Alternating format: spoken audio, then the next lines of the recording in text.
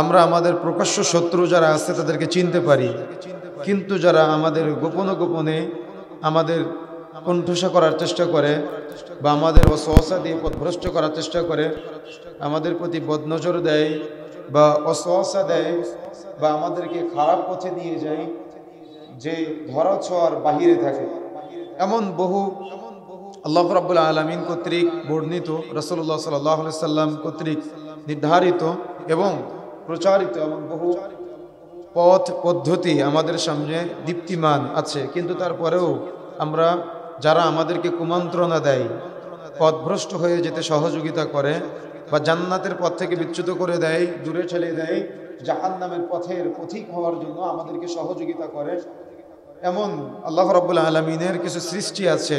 আল্লাহ রাব্বুল আলামিন তাদের থেকে আমাদের আশ্রয় চাইতে বলেছেন।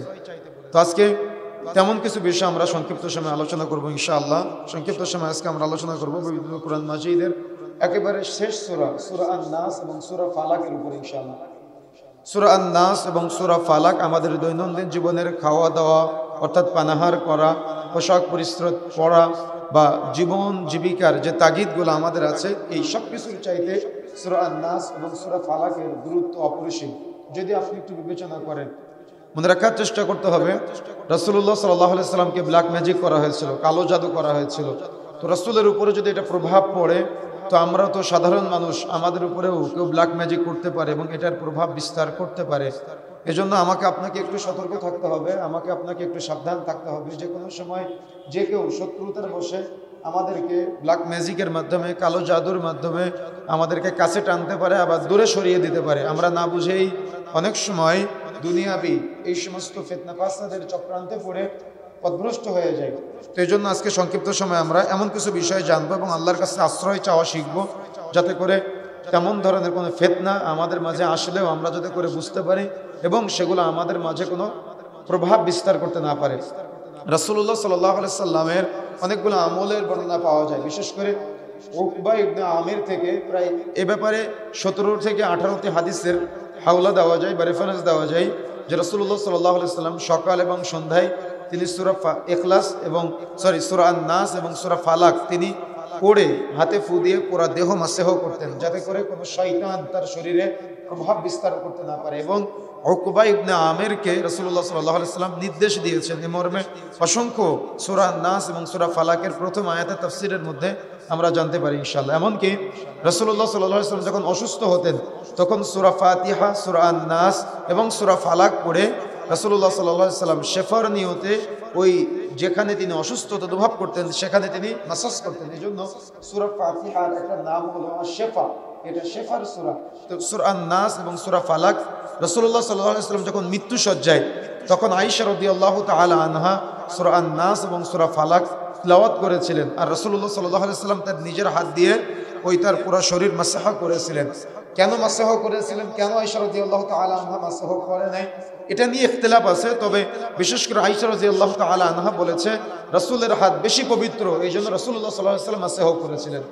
কথা বুঝতে পেরেছেন? এই জন্য সূরা আন-নাস এবং সূরা ফালাক এটা আমাদের যাবতীয় বালা মুসিবত বিপদ থেকে আমাদের হেফাজত করে, শয়তানি চক্রান্ত থেকে আমাদের হেফাজত করে। কিভাবে হেফাজত করে? এজন্য আমরা সূরা আন-নাস এবং সূরা ফালাকের, যেহেতু সময় অত্যন্ত সংক্ষিপ্ত সময় আমরা একটু ডকুমেন্টারি কিছু আলোচনা শুনবো ইনশাআল্লাহ। প্রথমে আমরা সূরা আন-নাস থেকে কিছু আলোচনা শ্রবণ করি। আউযু বিল্লাহি মিনাশ শাইতানির রাজীম। বিতাড়িত শয়তান হতে আমরা আল্লাহর নিকট আশ্রয় প্রার্থনা করছি। বিসমিল্লাহির রহমানির রহিম। পরম করুণাময় অসীম দয়ালু আল্লাহর নামে আমরা শুরু করেছি। আন-নাস, নাস শব্দের অর্থ হলো মানব জাতি, তার মানে আমরা হলাম নাস। কথা বুঝতে পেরেছেন? মানব জাতি আমরা হলাম নাস। সূরা আন-নাস এটা হলো মাক্কি সূরা, আল্লাহ রাসূল হিজরত করে মক্কা থেকে মদিনায় যাওয়ার আগে নাজিল হয়েছে, এজন্য এটা হলো মাক্কি সূরা। যদি মদিনায় যাওয়ার পরে নাজিল হতো তাহলে সেটা হলো মাদানী সূরা, কিন্তু এটা হিজরতের আগের সূরা, এজন্য এটা মাক্কি সূরা। কুল আউযু বিরাব্বিন নাস, এখানে আল্লাহ রাব্বুল আলামিনের একটি সিফাত বলা হচ্ছে, আল্লাহ হলেন রব, অর্থাৎ আমরা আশ্রয় চাচ্ছি মানুষের রবের কাছে। তার মানে কোন বিষয় থেকে আশ্রয় চাচ্ছি সেটা পরবর্তীতে আসতেছে, তবে কোন দিকে নিসবত করা হচ্ছে সেটা আল্লাহ রাব্বুল আলামিন 14 নম্বর আয়াতে আমাদেরকে সতর্কবাণী করেছেন। তবে প্রথম নম্বর আয়াতে আল্লাহর একটা সিফাত সম্পর্কে আমরা জানতে পারলাম, আল্লাহ হলেন মানুষের রব, সেই রবের কাছে আমরা আশ্রয় চাচ্ছি। অর্থাৎ সূরা আন-নাসের প্রথম 3টা আয়াতের মধ্যে তাওহীদের আলোচনা। আপনি যদি একটু সারা নির্যাস খুঁজতে চান তাহলে আপনি পাবেন, বিশেষ করে তাওহীদ উলুহিয়্যা, তাওহীদ রুবুবিয়্যা এবং তাওহীদ আসমা সিফাতের আলোচনা। 2 নম্বর আয়াতে আল্লাহ রাব্বুল আলামিন আমাদেরকে সতর্কবাণী করেছেন, আশ্রয় চাইতে বলেছেন মালিকিন নাস, অর্থাৎ মানুষের অধিপতির নিকট আমরা আশ্রয় চাচ্ছি। যদিও 2 নম্বর আয়াতে আশ্রয় চাচ্ছি এই শব্দটা নাই, তবে প্রথম আয়াতের দিকে এটা নিসবাত করা হচ্ছে যে আমরা মানুষের অধিপতির কাছে আশ্রয় চাচ্ছি। এখানে মালিক শব্দের অর্থ হলো অধিপতি। আর সূরা ফাতিহার মধ্যে মালিকি ইয়াউমিদ্দিন, এই মালিক শব্দের অর্থ হলো কিয়ামত দিবসের মালিক। কথা বুঝতে পেরেছেন? একটা হলো মালিক আর একটা হলো মালিক, একটা হলো অধিপতি আর একটা হলো বিচার দিবসের মালিক। তার মানে আমরা অধিপতির নিকট, মালিকের নিকট আশ্রয় চাচ্ছি। ইলাহিন নাস, আল্লাহ হলেন ইলাহ, আমরা ইলাহর কাছে আশ্রয় চাচ্ছি। তাহলে বিষয়টা কতটা গুরুত্বপূর্ণ যে আল্লাহর 3টা সিফাত বর্ণনা করে, আল্লাহর উলুহিয়্যাত, আল্লাহর রুবুবিয়্যাত, আল্লাহর আসমা সিফাত। তার মানে আল্লাহকে রব হিসেবে, আল্লাহকে মালিক হিসেবে এবং আল্লাহকে ইলাহ হিসেবে আল্লাহর 3টা বিশাল সিফাত বর্ণনা করে আমরা ওই রবের কাছে আশ্রয় চাচ্ছি। কথা বুঝতে পেরেছেন? তাহলে সিফাত 3টা কতটা গুরুত্বপূর্ণ এবং যে বিষয় থেকে আমরা আশ্রয় চাচ্ছি ওই আশ্রয় চাওয়াটা কত গুরুত্বপূর্ণ। যদি আমরা আশ্রয় না চাই তাহলে আমাদের কি ক্ষতি হতে পারে, কথা কি বুঝতে পারতেছেন? তাহলে এখানে আল্লাহর 3টা সিফাত নিয়ে আলোচনা করা হয়েছে প্রথম 3টা আয়াতে, যে আল্লাহর গুণবাচক 3টা সিফাতকে আমরা কেন্দ্র করে বললাম আল্লাহ তুমি রব, আল্লাহ তুমি মালিক, আল্লাহ তুমি ইলাহ, আল্লাহ তোমার কাছে আমি এখন আশ্রয় চাচ্ছি। কি থেকে আশ্রয় চাচ্ছি? মিন শাররিল ওয়াসওয়াসিল খান্নাস, কুমন্ত্রণা দানকারীর অনিষ্ট হতে যে গোপনে কুমন্ত্রণা দেয়। বলেছিলাম না যে আমরা আমাদের প্রকাশ্য শত্রুকে দেখে তার থেকে আমরা সতর্ক হতে পারি, কিন্তু অপ্রকাশ্য শত্রু যে গোপনে শত্রুতা করে বা যে গোপনে আপনার ক্ষতি চায়, আপনি তার থেকে আশ্রয় চাইবেন। কথা বুঝতে পেরেছেন? এজন্য আল্লাহ রাব্বুল আলামিনের 3টা সিফাত বর্ণনা করে আমরা আল্লাহকে বললাম আল্লাহ আমি আশ্রয় চাচ্ছি, আমার রব আমি তোমার কাছে আশ্রয় চাচ্ছি, আমার ইলাহ আমি তোমার কাছে আশ্রয় চাচ্ছি, তুমি আমার মালিক আমি তোমার কাছে আশ্রয় চাচ্ছি। কি থেকে আশ্রয় চাচ্ছি? মিন শাররিল ওয়াসওয়াসিল খান্নাস, আমি খান্নাস থেকে আশ্রয় চাচ্ছি। খান্নাসটাকে যে আত্মগোপন করে থাকে, এই আত্মগোপনকারী যে তার কুমন্ত্রণা থেকে আমি আশ্রয় চাচ্ছি। এই আত্মগোপনকারী আপনি বুঝবেন আমি যদি এভাবে ব্যাখ্যা করি। আপনারা কি কচ্ছপ চিনেন? কচ্ছপ, কচ্ছপের কি ধরা যায়? মাথাটা ধরতে পারবেন কোনো সময়? কচ্ছপকে যখন আপনি ধরতে যাবেন তখন সে কি করে? মাথা কুটায় নেয়। তো আত্মগোপনকারী অর্থাৎ কুমন্ত্রণা দানকারী, যে গোপনে কুমন্ত্রণা দেয়, যাকে ধরা যায় না, যাকে ছোঁয়া যায় না, যাকে দেখা যায় না, ও আপনাকে কুমন্ত্রণা দিয়ে ও ওভাবে নিজেকে গুটিয়ে নেয়। আপনি জীবনে ওকে দেখতে পারবেন না, আপনি কখনো ওকে ধরতে পারবেন না, আপনি কখনো ওকে শুয়ে দেখতে পারবেন না, বরং নিজের প্রতি নিজের ঘৃণা জন্ম হবে, আমি কেন পাপটা করলাম। দেখবেন বাস্তব উদাহরণ যদি দেই, যে যখন আপনি কোনো একটা টিভিতে সিনেমা দেখেন বা নাটক দেখেন বা গান শুনেন, তখন আপনার চোখের অনেক মজা লাগে ওটা দেখার জন্য, তার মানে আপনার চোখ শান্তি পায়। এবং যখন আপনি বাদ্যযন্ত্রের কোনো কিছু শুনবেন তখন আপনার কান অনেক মজা পায়, তার মানে ও মজার ছলে এটা শুনে।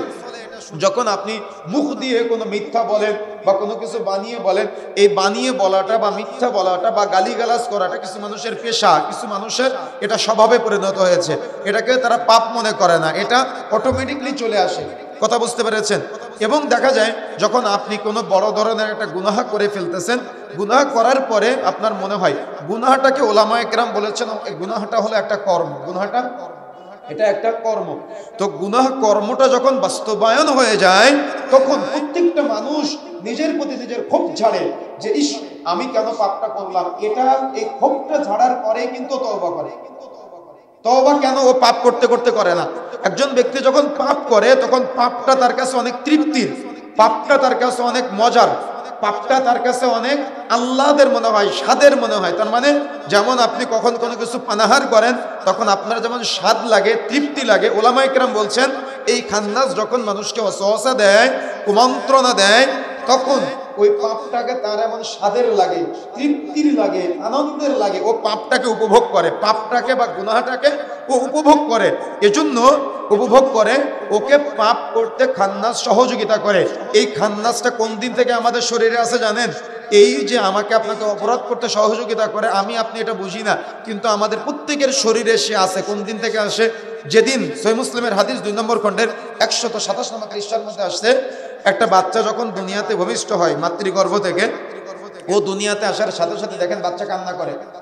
দেখবেন যদি কোনো বাচ্চা কান্না না করে তাহলে ডক্টররা বাচ্চাকে জোর করে কান্না করানোর চেষ্টা করে। ওলামায়ে কেরাম এটা লম্বা ব্যাখ্যা করেছেন। ওই সময়তে বাচ্চার শরীরে কারিন নামক একটা জিন প্রবেশ করে, যে জিন শয়তানটা ওই দিন থেকে বাচ্চাকে পথভ্রষ্ট করার চেষ্টা করে, ওয়াসওয়াসা দিয়ে তাকে জাহান্নামী বানানোর চেষ্টা করে।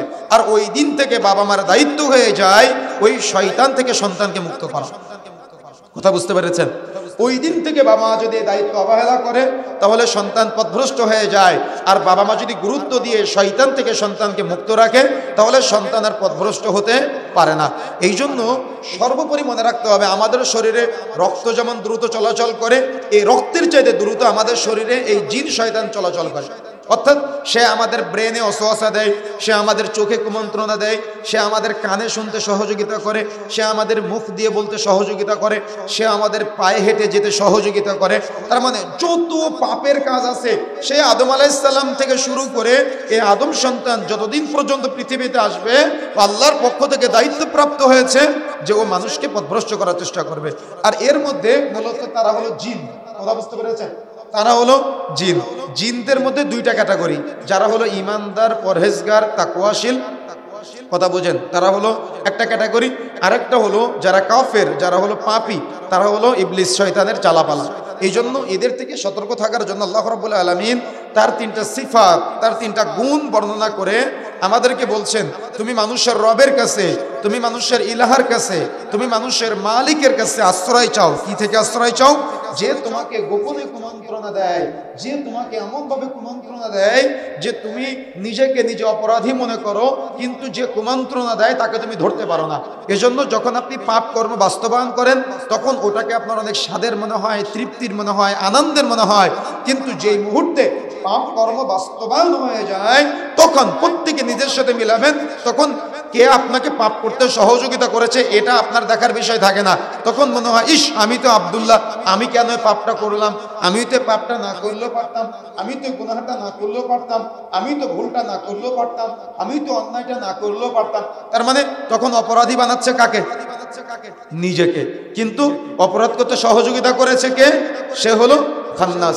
এজন্য যারা এই খান্নাস টাইপের জিন শয়তানের সাথে বন্ধুত্ব করে তারাও এক পর্যায়ে, এটা আল্লাহ রাব্বুল আলামিন বলছেন, দেখেন, আল্লাযী ইউসবিসু ফি সুদুরিন নাস, এই জিন শয়তান আমাকে আপনাকে কোথায় কুমন্ত্রণা দেয়? অন্তরে।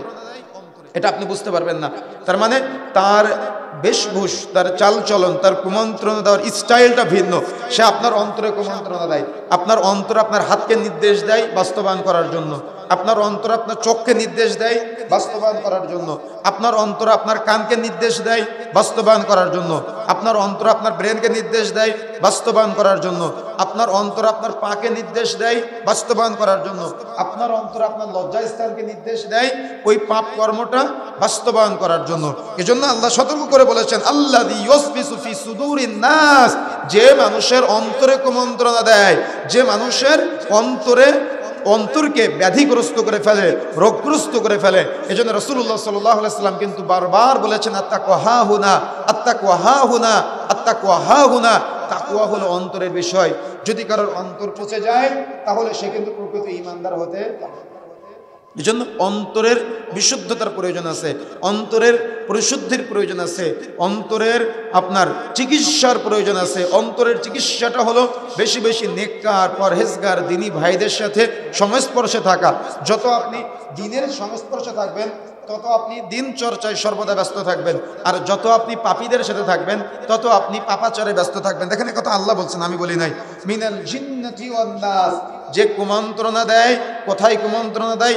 অন্তরে কুমন্ত্রণা দেয়। এই কুমন্ত্রণা যে দেয় ও যে শুধু মানুষ জিনদের মধ্য থেকে এমনটা না, ও মানুষের মধ্য থেকে হতে পারে। যেমন আপনার ছেলেটা ও জীবনে কোনো সময় সিগারেট খায় নাই, কিন্তু ও এমন একটা কিছু সঙ্গী সাথীর সাথে চলে যে সঙ্গী সাথী তাকে বলেছে তুমি একটা টান দিয়ে দেখো তোমার কেমন লাগে। তার মানে ও আস্তে আস্তে ও সঙ্গী সাথীর মাধ্যমে ও সিগারেটে অভ্যস্ত হচ্ছে। আপনার সন্তান জীবনে কখনো দাড়ি কাটে নাই, কিন্তু এমন সঙ্গী সাথীর সাথে সে মিশে, ওর সঙ্গী সাথী ওকে দাড়ি কাটতে বাধ্য করতেছে। তার মানে ওর সঙ্গী সাথী, ওর বন্ধু বান্ধব যারা আছে তারা ওকে এই পাপটা করতে, পাপ কর্ম বাস্তবায়ন করতে সহযোগিতা করতেছে।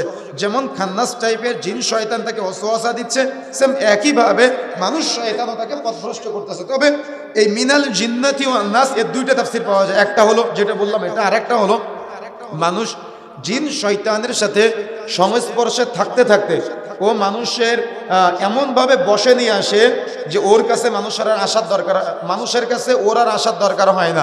ও মানুষকে এমনভাবে গাইডলাইন দিয়ে যায়, আর মানুষ এমনভাবে আল্লাহ থেকে, রাসূল থেকে বা দিন থেকে, দিনের চর্চা থেকে বিরত থাকতে থাকতে থাকতে থাকতে ওর কাছে ইবলিশ শয়তানের আসার আর দরকার থাকে না, দরকার পড়ে না। ও পাপ করতে করতে নিজে একটা ইবলিশ শয়তানে পরিণত হয়ে যায় এবং ও মানুষকে নিজে অপরাধ করে তো করে, ও মানুষকে অপরাধ করতে সহযোগিতা করে। ও যখন অপরাধ করে তখন অপরাধকে অপরাধ মনে হয় না, গুনাহকে গুনাহ মনে হয় না, অন্যায়কে অন্যায় মনে হয় না। ও গুনাহকে এগুলা ও তৃপ্তির মনে করে, স্বাদের মনে করে, আহ্লাদের মনে করে। দেখবেন আমাদের সমাজে এক শ্রেণীর ভাইরা আছে যারা সিগারেট খায় আর যার তার দিকে ধোঁয়া ছেড়ে দেয়, তারা এটাকে অপরাধ মনে করে না, তারা এটাকে গুনাহ মনে করে না, তারা এটাকে অন্যায় মনে করে না। তার পাশে তার বাবা দাঁড়িয়ে আছে, ওর বাবাকে দাম দেয় না। তার পাশে তার মা দাঁড়িয়ে আছে, ওর মাকে দাম দেয় না। তার পাশে আলেম ওলামা দাঁড়িয়ে আছে, ও আলেম ওলামাকেও দাম দেয় না। তার পাশে ইমাম সাহেব দাঁড়িয়ে আছে, খতিব সাহেব দাঁড়িয়ে আছে, ও কাউকে দাম দেয় না। ও পাপকে এতটাই তৃপ্তির মনে করে, ও পাপকে এতটাই মজার মনে করে, ও পাপকে এতটাই স্বাদের মনে করে, ও পাপ করে আর বুক ফুলিয়ে পাপ করে। ও পাপ করে ওর বাবার দিকে সিগারেটের ধোঁয়া ছেড়ে দেয়, ও পাপ করে ও মুরব্বীদের দিকে ধোঁয়া ছেড়ে দেয়, কিন্তু ওর লজ্জা লাগে না, ওর খারাপ লাগে না। তার মানে ইমানটা শূন্যের কোঠায়। কথা কি বুঝতে পেরেছেন? ইমানটা শূন্যের কোঠায়।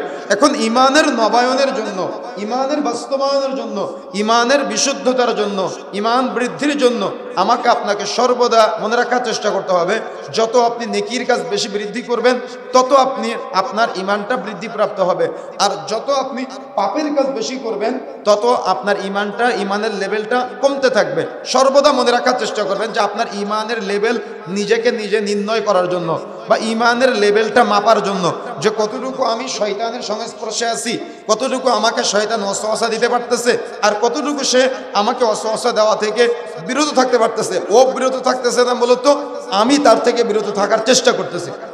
সেটা মাপার জন্য আপনি দেখবেন যখন আপনি কোনো পাপ বা আপনি গুনাহের কোনো কর্ম বাস্তবায়ন করবেন, তখন যদি আপনার অন্তর ধাক্কা দেয়, ইস আমি কেন করতেছি, তার মানে পাপ করার সময়, করে ফেলার পরে না, পাপ যখন আপনি বাস্তবায়ন শুরু করবেন তখন যদি আপনার মনে হয় ইস আমি কেন পাপটা করতেছি, আমি পাপটা তো না করলেও পারতাম, এটা বলে যখন আপনি ছেড়ে দিবেন তখন আপনার ইমানের লেভেল একটা। আর যখন আপনি পাপ করতেছেন কিন্তু আপনার মনে হচ্ছে যে আপনি পাপ করতেছেন, আপনার ভুল হচ্ছে, অন্যায় হচ্ছে, এটা লেভেল আর একটা। আর একটা হলো আপনি পাপ করতেছেন, অন্যায় করতেছেন, কিন্তু আপনি বুঝতেছেন না, পাপটাকে আপনি বুঝতে পারতেছেন না, এটাকে ওলামায়ে কেরাম বলেছেন একেবারে শূন্যের কোঠায়। তার মানে ইমানের লেভেলটাকে তিনটা ক্যাটাগরিতে ভাগ করেছেন ইমাম নবী রাহিমাহুল্লাহ। তার মধ্যে এক নম্বর ক্যাটাগরি হলো যে পাপ করে কিন্তু ওই পাপটা যখন করতে যায় তখন বুঝতে পারে যে আমি পাপ করতেছি, তখন ও পাপ থেকে ফিরে আসে, এটা হলো এক নম্বর ক্যাটাগরি। দুই নম্বর হলো ও পাপ করতেছে, পাপ মনে করে ও পাপ কর্মটা বাস্তবায়ন করতেছে, আবার পাপ করার পরে তওবা করতেছে। আর তিন নম্বর ক্যাটাগরি হলো যেটা সবচেয়ে জঘন্য, সেটা হলো ও পাপ করতেছে কিন্তু পাপকে পাপ মনে করতেছে না, ও পাপ করতেছে কিন্তু গুনাহকে গুনাহ মনে করতেছে না। ওর বাড়িতে যখন বিয়ে শাদী হয় ওটাকে মুসলমানের বিয়ে মনে হয় না, কিন্তু মুরব্বি 5 ওয়াক্ত সালাত আদায় করে, আবার বলে একদিন পাপ করলে কি হয়, একদিন ভুল করলে কি হয়, একদিন গুনাহ করলে কি হয়, ছেলেরা তো একদিনই আনন্দ করবে, বলে না? এ কথা বলে কিনা? এ কথা কিন্তু বলে। এ কথা বলা মানে পাপকে ঘৃণা না করা, এ কথা বলা মানে গুনাহকে ঘৃণা না করা, এ কথা বলা মানে আল্লাহ রাব্বুল আলামিন যে পাপটাকে আমাদের জন্য নিষেধ করেছেন, আপনি এটার সার্টিফিকেট দিচ্ছেন পাপ কর্ম বাস্তবায়ন করার জন্য। এজন্য যত মানুষকে আপনি সার্টিফিকেট দিবেন প্রত্যেক ব্যক্তির একটা করে পাপের ভাগ আপনার আমলনামায় যুক্ত হতে থাকবে। এই জন্য সর্বোপরি সূরা আন-নাস থেকে আমাকে আপনাকে এই খান্নাস টাইপের জিন শয়তান যারা আছে এদের থেকে আমাকে আপনাকে আশ্রয় চাইতে হবে। সেটা মানুষের মধ্য থেকে হতে পারে, আবার সেটা জিনদের মধ্য থেকে হতে পারে। এখন যদি আপনি দেখেন যে আপনার পাশে আপনার সঙ্গী সাথী কেউ আপনাকে পাপ করতে সহযোগিতা করতেছে, গুনাহ করতে সহযোগিতা করতেছে, হারাম ইনকাম করতে সহযোগিতা করতেছে, তাহলে মনে করতে হবে সে আপনার শুভাকাঙ্ক্ষী না, সে আপনাকে অসহসা দিচ্ছে। আপনি বুঝতে পারতেছেন না অসহসা দিচ্ছে, কিন্তু সে আসলে আপনাকে অসহসা দিচ্ছে পাপী বানানোর জন্য। আর যদি আপনি এমন কোনো সঙ্গী সাথী মানুষের মধ্য থেকে না দেখেন কিন্তু আপনি পাপ করতেছেন, মনে করবেন শয়তান আপনাকে অসহসা দিচ্ছে, তখন আপনাকে কি করতে হবে? সব সময় শয়তান থেকে বিরত থাকার জন্য ইলম অর্জন করতে হবে এবং সর্বদা আল্লাহর কাছে আশ্রয় চাইতে হবে। আউযু বিল্লাহি মিনাশ শাইতানির রাজিম, এটা পাঠ করার মাধ্যমে দেখবেন আপনি নামাজে দাঁড়িয়েছেন, নামাজে দাঁড়ানোর পরে তাকবীরে তাহরিমা বেঁধে হাতটা বুকে বাঁধলেন, বুকে বাঁধার সাথে সাথে আপনার মনোযোগ মসজিদের বাইরে। কে করতেছে? খান্নাস করতেছে। শয়তান আপনাকে ব্যবসা বাণিজ্য চিন্তা ব্রেনে ঢুকাই দিচ্ছে, শয়তান আপনাকে দুনিয়াবি চিন্তা আপনার ব্রেনে ঢুকিয়ে দিচ্ছে। কেন ঢুকিয়ে দিচ্ছে? যাতে করে নামাজটা কবুলযোগ্য না হয়, যাতে করে কিয়ামতের মাঠে ও জাহান্নামীদের তার মানে তার সাথী হয়ে আপনি তাকে সাথে যাতে করে জাহান্নামে যেতে পারেন। এজন্য ওলামায়ে কেরাম বিবেক সম্পূর্ণ যারা আছে, বিবেকবান যারা আছে তাদেরকে বলেছেন যে তোমাদেরকে সবসময় মনে রাখতে হবে, যারা ইমানদার, যারা পরহেজগার, যারা তাকওয়াশীল, তাদেরকে সবসময় সর্বদা এটা মনে রাখতে হবে যে আল্লাহ রাব্বুল আলামিনের তুমি বান্দেগি করতেছো, আনুগত্য করতেছো, নাকি তুমি শয়তানের আনুগত্য করতেছো, শয়তানের বান্দেগি করতেছো। দুইটা কিন্তু আমাদের সামনে দীপ্তিমান, উজ্জ্বল, পরিষ্কার। যদি আমরা একটু ক্যাটাগরি ভিন্নভাবে একটু আলাদা করি তাহলে কিন্তু আমরা বুঝতে পারবো যে আমরা শয়তানের অনুসরণ করলাম নাকি আমরা আল্লাহর আনুগত্য করলাম, আমরা কি শয়তানের আনুগত্য করলাম নাকি আমরা আল্লাহর দাসত্ব করলাম। এটা যদি প্রত্যেকে নিজের সাথে আমরা মিলাই তাহলে বুঝতে পারবো। সেটা ইবাদতের ক্ষেত্রে হতে পারে, সেটা পারিবারিক জীবনে হতে পারে, সেটা রাজনীতিতে হতে পারে, সেটা অর্থনীতিতে হতে পারে, সেটা ধর্মনীতিতে হতে পারে। প্রত্যেকটা সেক্টরে আমরা রাসূলকে অনুসরণ করলাম বা আল্লাহর আনুগত্য করলাম নাকি আমরা শয়তানের আনুগত্য করলাম, শয়তানের দাসত্ব করলাম, প্রত্যেকে নিজেকে নিজে মিলাবেন, তাহলে অত্র সূরার এই আলোচনাটা আপনাদের বুঝতে সুবিধা হবে ইনশাআল্লাহ। এখন আসেন, যেহেতু সূরা ফালাকের আলোচনাটা অত্যন্ত গুরুত্বপূর্ণ, অত্র সূরা 2 একসাথে রাসূলুল্লাহ সাল্লাল্লাহু আলাইহি ওয়াসাল্লাম সর্বদা আমল করতেন।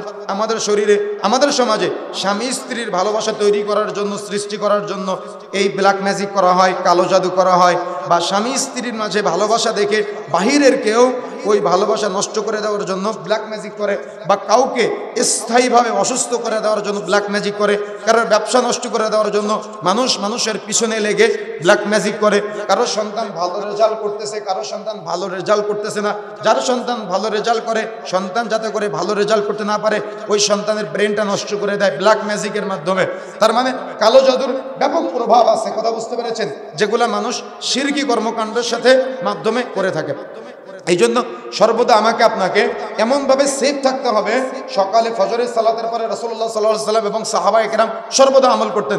যে সূরা আন-নাসের যে কথাগুলো বললাম না, আপনি এখন থেকে কল্পনা করবেন, ফিল করবেন আর আল্লাহর কাছে আশ্রয় চাইবেন। অর্থাৎ সূরা আন-নাস এবং সূরা ফালাকটা হলো আল্লাহর কাছে এই শয়তান থেকে আশ্রয় চাওয়ার একটা সূরা, কথা বুঝতে পেরেছেন। এই জন্য সর্বদা সকালে ফজরের সালাতের পরে সূরা আন-নাস, সূরা ফালাক, সূরা ফাতিহা, সূরা ইখলাস আমল করবেন এবং মাগরিবের সালাতের পরে সূরা আন-নাস, সূরা ফালাক আপনারা সর্বদা আপনারা আমলে বাস্তবায়ন রাখার চেষ্টা করবেন।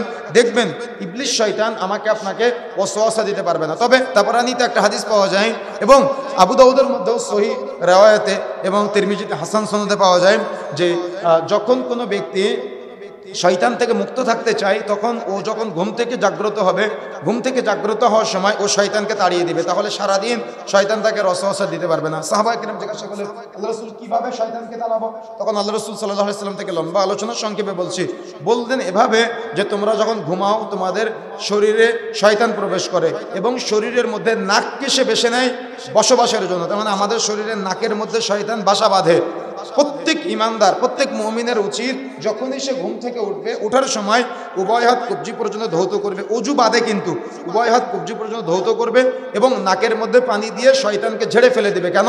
যখন আমরা ঘুমাই তখন শয়তান আমাদের নাকের মধ্যে প্রবেশ করে, যদি আমরা নাক থেকে তাকে বের না করি তাহলে ও ব্রেনে ওয়াসওয়াসা দেয়, অন্তরে ওয়াসওয়াসা দেয়। এই জন্য প্রত্যেক ইমানদারের উচিত যদি সে শয়তান থেকে বিরত থাকতে চায় তাহলে সে যেন উভয় হাত কবজি পর্যন্ত ধৌত করার পরে নাকে পানি দিয়ে শয়তানকে নাক থেকে ঝেড়ে ফেলে দেয়, তারপরে সুন্দর করে ওযু করে ও 2 রাকাত সালাত আদায় করবে। যদি কোনো ব্যক্তি আমল করে তাহলে তাকে কোনোদিন, তার মানে ওই দিন পুরাটাই কোনো ইবলিশ শয়তান বা ওই খান্নাস ক্যাটাগরির যে শয়তান আছে তারা তাকে আর ওয়াসওয়াসা দিতে পারবে না। এই আমলটা যদি আমরা করি তাহলে আমল করার পাশাপাশি দেখব যে আমাদের এই জিন শয়তান কর্তৃক যে প্রভাব আমাদের শরীরে আছে, আমাদের মনে আছে, আমাদের অন্তরে তারা প্রভাব বিস্তার করে, এই প্রভাবটা ওই দিনের জন্য সে আর বাস্তবায়ন করতে পারবে না যদি আমরা আমলটা কন্টিনিউ করতে থাকি। এজন্য প্রচেষ্টা চালিয়ে যেতে হবে আমাদের। এবং সকালে ফজরের সালাতের পরে 3 বার, মাগরিবের সালাতের পরে 3 বার আপনি পড়বেন, হাতে ফু দিয়ে শরীরের মাথা থেকে পা পর্যন্ত মাসেহ করবেন, দেখবেন আপনি সর্বদা মুক্ত থাকতে পারবেন। এবং আরেকটা হাদিস পাওয়া যায় ব্যাপারে, সহিহ মুসলিমের হাদিস, রাসূলুল্লাহ সাল্লাল্লাহু আলাইহি ওয়াসাল্লাম বলছেন যখন রাত্রি নেমে আসে, রাসূলুল্লাহ সাল্লাল্লাহু আলাইহি ওয়াসাল্লাম থেকে যে বর্ণনা পাওয়া যায়, তখন শয়তান চতুর্দিকে বিচরণ করে, যেটা সূরা ফালাকের মধ্যে আসবে। ফালাক শব্দের অর্থ হলো উষার, ফালাক শব্দের অর্থ হলো ভোর। এই ফালাক শব্দের উলামায়ে কেরাম প্রায় 22টি শব্দের অনুবাদ করেছেন একটা ফালাক শব্দের, যেমন নিশি ভোর, তার মানে ফালাকের আমি যদি কয়েকটা শব্দ বলি তাহলে আপনারা বুঝতে পারবেন। যেমন একটা বীজ যখন আপনারা বপন করেন, ওই বীজ থেকে বীজটাকে, ছোট্ট একটা বীজ, ওটাকে দ্বিখণ্ডিত করে চারা গজায় না, চারা গজায়।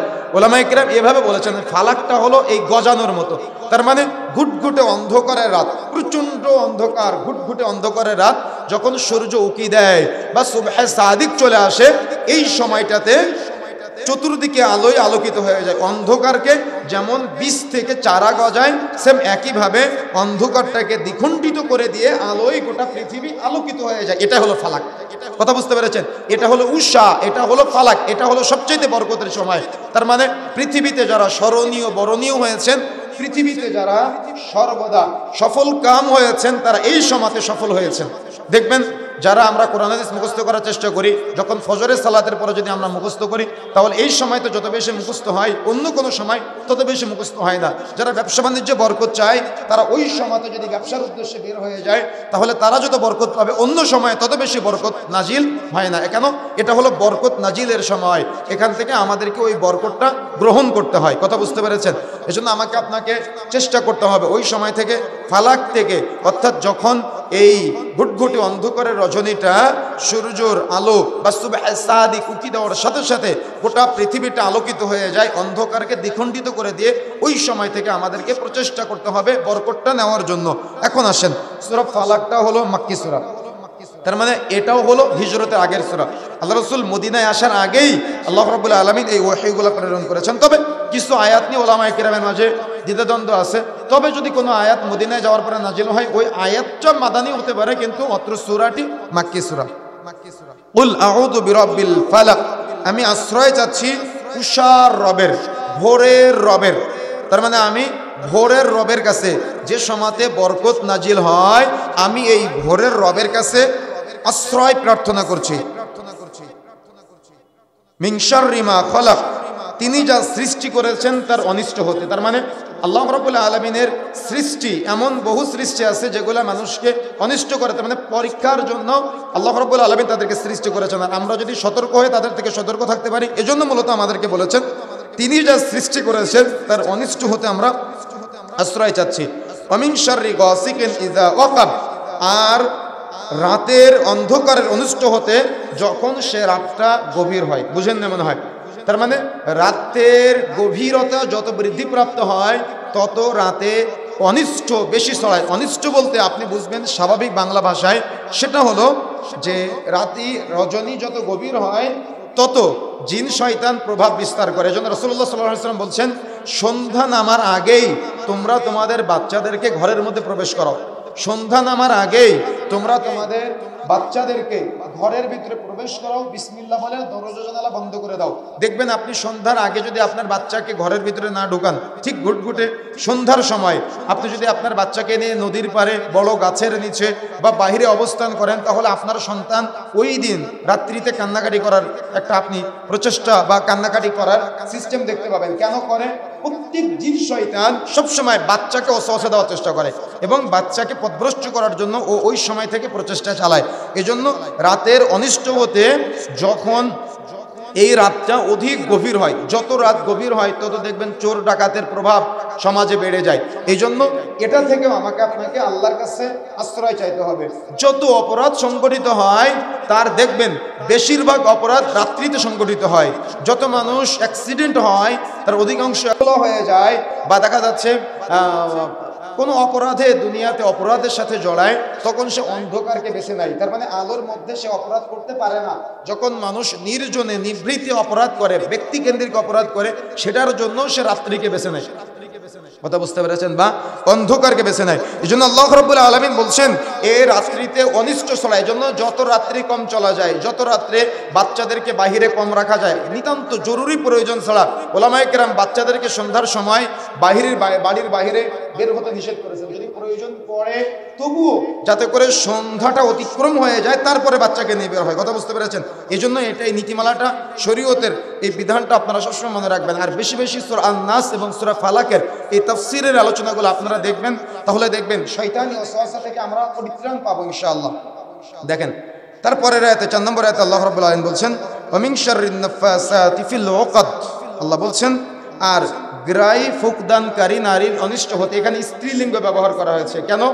আমাদের পুরুষদের চাইতে মা বোনেরা বেশি এই তাবিজ কবজ, বেশি এই ধরনের ব্ল্যাক ম্যাজিক, বা তারা বেশি বেশি আয়না ভরণ দেওয়া, ব্যক্তিকেন্দ্রিক আক্রোশ বেশি থাকার কারণে এরা এই শিরকের সাথে জড়িয়ে থাকে। দেখবেন অনেক ভিডিওতে আপনারা দেখেছেন, সমুদ্র থেকে বা নদী থেকে বা পুকুর থেকে জাল ফেলেছে, ওই মাছের সাথে সাথে একটা পুতুল উঠেছে, বা কোনো একটা মাছের গায়ে পেরেক দেওয়া, ওই পেরেকের সাথে বিভিন্নভাবে আলপিন এগুলো ফুটিয়ে রাখে, বা কোনো একটা পুতুলের গায়ে চোখে মুখে বিভিন্ন জায়গায় ফুটিয়ে রাখে, বা শরীরের কোনো একটা অংশে এটা ফুটিয়ে রাখে। কেন ফুটিয়ে রাখে?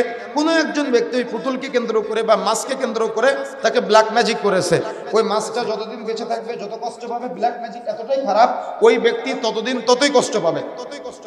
কথা বুঝতে পেরেছেন? এমন বহু পদ্ধতি, তার মানে শয়তানি করার যত পদ্ধতি আছে এর বেশিরভাগ পদ্ধতি আল্লাহ রাব্বুল আলামিন বলছেন এটা বেশিরভাগ গিরাই এই যারা কবিরাজ টাইপের আছে এরা কিন্তু কখনো আপনাদেরকে মুসলমান মনে করবেন না। যারা এই কুফরি করতে সহযোগিতা করে, আয়না ভরণ দিতে সহযোগিতা করে, বা যারা চুরি যাওয়া জিনিস খুঁজে পেতে সহযোগিতা করে, যারা ডিম পড়া দেয়, স্বামী স্ত্রীর মাঝে ভালোবাসা তৈরি, বন্ধন তৈরি করে, বা ভালোবাসা বিচ্ছেদ করার, আপনারা যারা আমাদের সমাজে এই ধরনের যারা কবিরাজ টাইপের আছে, হুজুর টাইপের আছে, আপনারা মনে করেন, বা যারা তাবিজ দেয়, যারা কবজ লিখে, বা যারা দেখা যাচ্ছে মানুষের ব্যবসায় বরকত লাভের জন্য তাবিজ লিখে বা ব্যবসা ধ্বংস করার জন্য ব্ল্যাক ম্যাজিক করে, এদেরকে কখনো মুসলমান মনে করবেন না। এরা সবাই মুশরিক, এরা মুসলমানদেরকে ক্ষতি করার প্রচেষ্টা চালায়, এবং এরা কোরআন মাজিদ বিকৃতভাবে উপস্থাপন করে, তিলাওয়াত করে, জিন হাসিল করার মাধ্যমে জিনদের মধ্য থেকে যারা কাফের তাদেরকে দিয়ে কাজে লাগিয়ে মানুষদেরকে পথভ্রষ্ট করার চেষ্টা করে।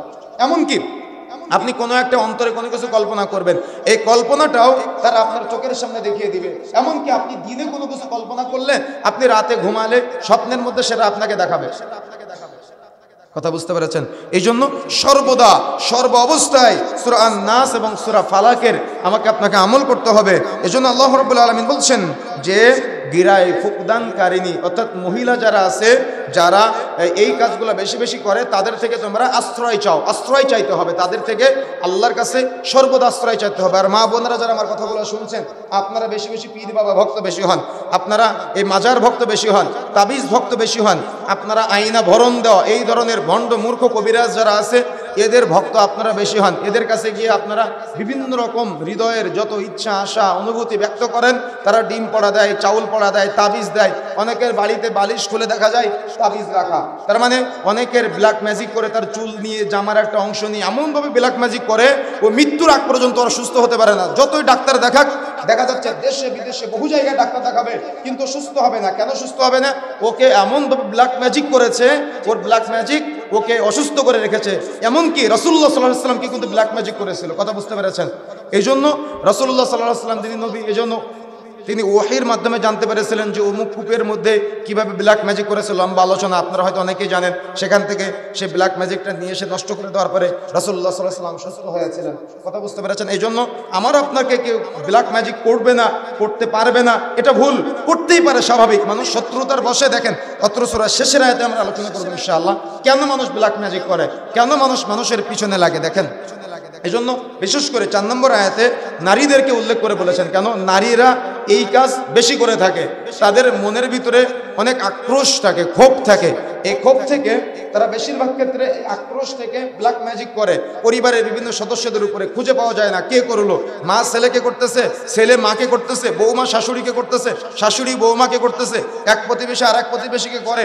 তার মানে এভাবে আমাদের সমাজে ব্ল্যাক ম্যাজিক বা দেখা যাচ্ছে স্বামী স্ত্রী, স্ত্রী স্বামী, বা এখন যুবক যুবতীরা তাদের বিভিন্ন একজন আরেকজনের প্রতি আকর্ষণ সৃষ্টি করা বা আকর্ষণ নষ্ট করার জন্য এই কুফরি কালামগুলো করে থাকে। কেন? তাদের তাওহীদের জ্ঞান নাই। তাই কথা বুঝতে পেরেছেন?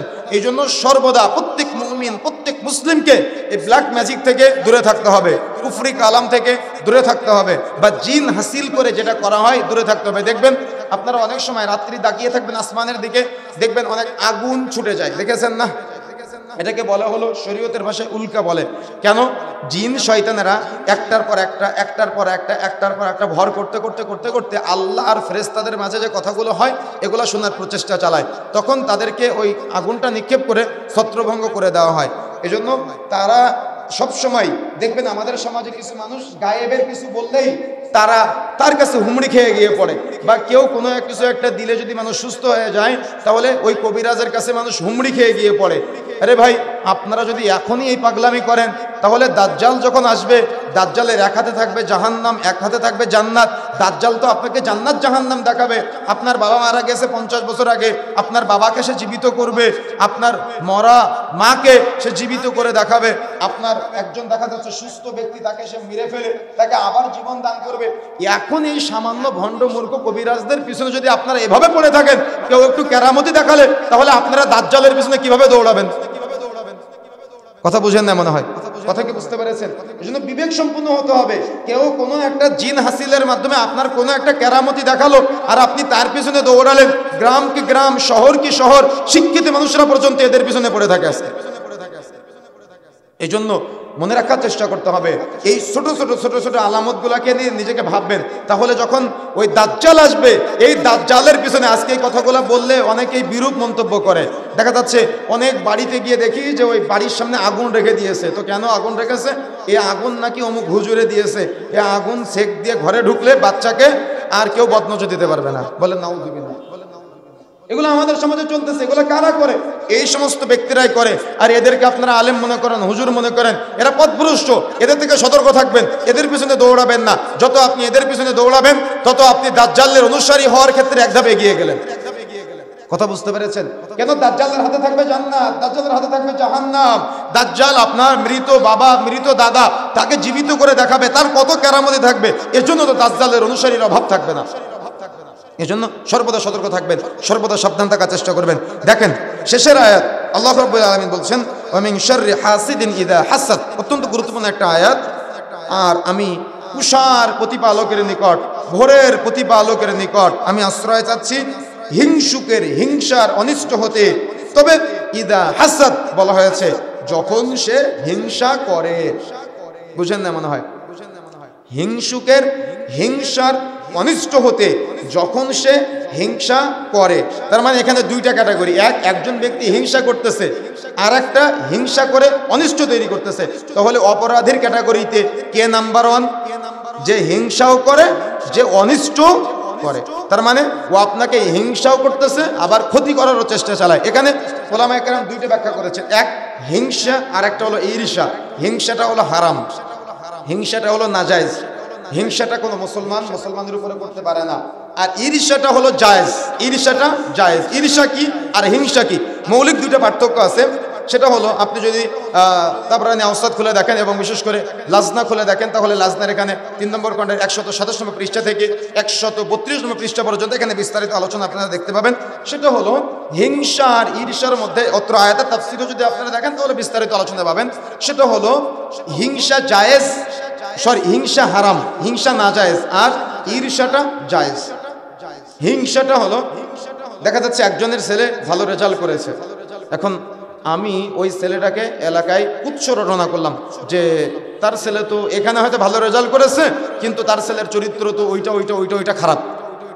কি সমাজে এগুলো আছে না? আমাদের সমাজে বা দেখা যাচ্ছে যে বৌমা শাশুড়িকে নিয়ে, শাশুড়ি বৌমাকে নিয়ে, বা প্রতিবেশী প্রতিবেশীকে নিয়ে, এক ভাই আর এক ভাইকে নিয়ে, বন্ধু বন্ধুকে নিয়ে, বা দেখা যাচ্ছে এক ধনী ব্যক্তি আর এক ধনী ব্যক্তিকে নিয়ে আমাদের সমাজে এই হিংসাগুলো আছে। তার মানে হিংসা মানে হলো ধ্বংস কামনা করা, যে আল্লাহ তার এটা আছে, তুমি তার এটা ধ্বংস করে দাও। তার মানে আপনি সবসময় দিন রাত 24 ঘন্টা যাচ্ছেন, ও কেন সম্পদ অর্জন করবে, সম্পদ আমার হবে, তার থাকবে না, অর্থাৎ তাকে ধ্বংস কামনা করে নিজেকে চাওয়া, তার সব নিঃশেষ হয়ে যাক, তার ব্যবসা বাণিজ্য ধ্বংস হয়ে যাক, তার আয় উপার্জনে বরকত না থাকুক, তার সন্তান ভালো রেজাল্ট না করুক, সব আমার দেওয়া আল্লাহ। কথা বুঝতে পেরেছেন? এটা হারাম, এটা বলা যাবে না বা এটা চাওয়া যাবে না। তবে জায়েজ কোনটা? জায়েজটা হলো ঈর্ষা। সেটা হলো যে আব্দুর রহমানের ছেলে ভালো রেজাল্ট করেছে, আল্লাহ যেহেতু আব্দুর রহমানের ছেলে ভালো রেজাল্ট করেছে, আল্লাহ তুমি আমার ছেলেটাকে ভালো রেজাল্ট করা তৌফিক দিও। কথা কি বুঝতে পেরেছেন?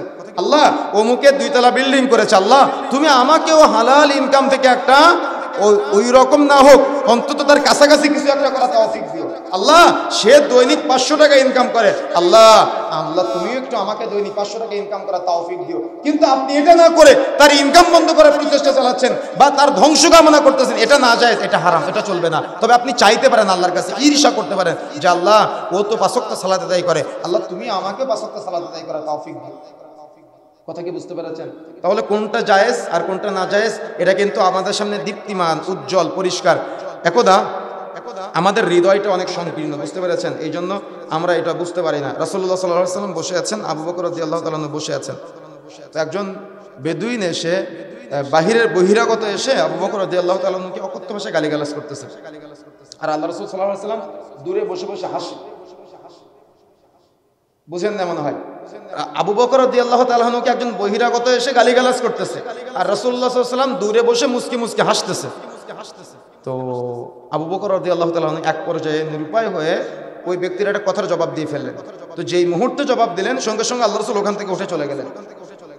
তো দ্রুত আবু বকর রাদিয়াল্লাহু তাআলা আনহু দৌড়ে গিয়ে আল্লাহ রাসূলকে বলছেন, আল্লাহ রাসূল ওই ব্যক্তি যখন আমাকে গালিগালাজ করতেছিল তখন আপনি মুস্কি মুস্কি হাসতেছিলেন, আর যখন আমি জবাবটা দিলাম তখন আপনি উঠে চলে আসলেন, আমি কি কোনো অপরাধ করেছি?